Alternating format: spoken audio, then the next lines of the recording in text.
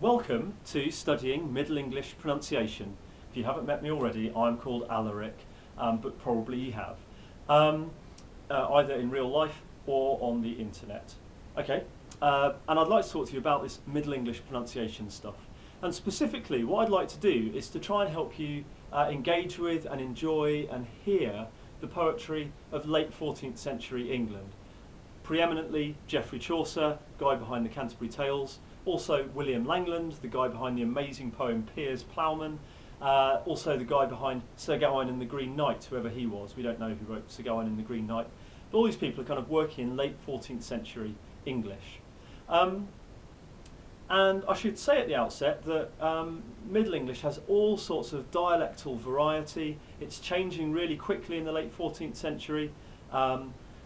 The generation even that comes after Geoffrey Chaucer, their language is really different from his, and that they even struggle to kind of understand what he's doing poetically a bit. But we're going to kind of get a need-to-know sort of knowledge about Middle English pronunciation of the kind that Geoffrey Chaucer himself was using and thinking with when he composed his poetry. I should say before we get into this that I think it's really important, if you want to enjoy especially something like the Canterbury Tales, it's really important that you get into reading it out loud. Read it to your housemates, to your little sister, to your dog if necessary, your teddy bear, he'll do.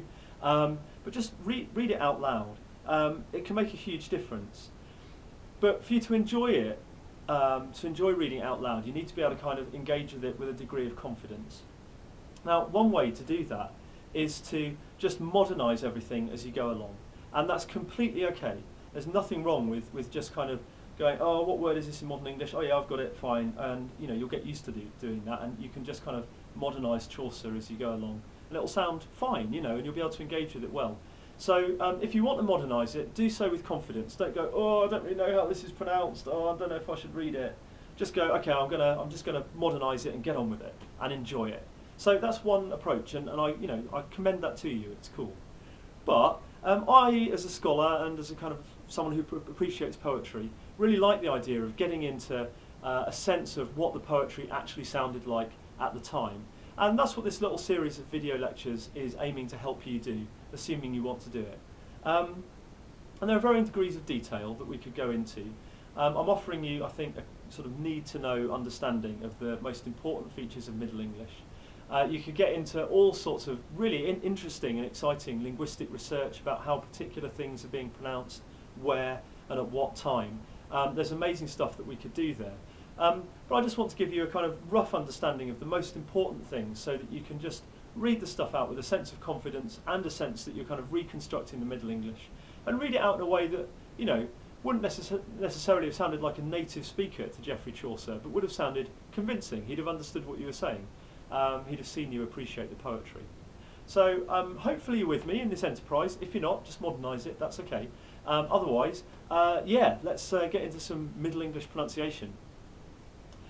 There are two fundamental things to carry with you when you're dealing with Middle English pronunciation. The first is that the dialect of English that I speak, kind of southeastern English, moderately posh English, is probably the most innovative variety of English in the British Isles. That is to say, my English is least like the English of Geoffrey Chaucer. It's kind of weird, right? Because we kind of think that people in the past spoke with posh accents because they were in the past, and people in the past were posh, or something. I don't know. But we've got this idea that people in the past have posh accents. Actually, posh English is like really, really wacky and different from earlier forms of English. So if you have either natively or you can kind of put on any form of regional English, it's going to be more like what Geoffrey Chaucer's doing. You'll be accessing a more conservative variety. That might be Scottish English, Yorkshire English, Southwestern English. All of those are going to have sounds that are more similar to what Chaucer's doing. So bit of advice number one is just read out Chaucer in a Scottish accent. Just put it on. Maybe don't let any Scots hear you if you're not Scottish yourself, but it's a great way to start to inhabit that verse actually, and to feel comfortable about its difference from your native dialect. If you're American, incidentally, American English is generally, again, more conservative than my English, People often think, oh, we're colonials, we must have changed it loads, but no, you actually took an earlier form with you and kind of kept it. Regional English or non-posh Southern English is a great way to access Chaucer. The other really important thing that I want to convey is that to read Middle English, you say every letter. So when you were a kid at school, when you were just learning to write, you had a word like ghost, and you were like, why is there an H in ghost? Or you had a word like drought, you're like, why is there a GH in drought? And your teacher was like, don't worry, just write the letters. They're silent letters. Well, the reason why those letters are there is that our spelling now is basically late 14th century spelling.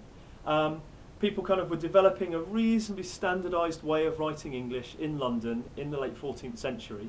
That got picked up when printing came along in the 15th century, and spelling has hardly changed since. So what we write in English today is to a massive degree 14th century English. We write Middle English, but we don't pronounce Middle English. So the other big fundamental to just get your head around is you say every letter. That should be straightforward, right? But it's weirdly counterintuitive to modern English speakers because you've spent so long learning not to pronounce every letter and to write in letters where you don't say them. We'll go into a little bit more detail about that in the next video.